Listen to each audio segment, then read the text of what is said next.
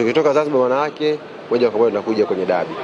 Nafikiri kwa watu ambao wana umri mkubwa hapa kama Maalim pale atakuwa anakumbuka Yanga mara ya mwisho kutoka Zanzibar alafu ikaja kwenye dabi.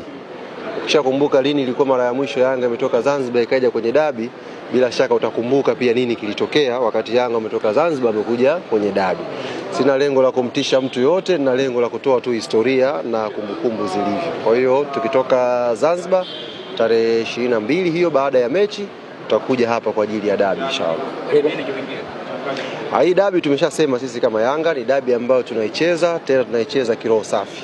Mioyo yetu ni meupe kabisa, tuna amani na tunaamini itakuwa mechi ambayo itaweka historia, mechi ambayo itaacha kumbukumbu nyingi kwa mashabiki, wapenzi wa mpira wataenjoy sana tarehe 25. Tunakwenda kwa ajili ya mechi na maandalizi ya dabi.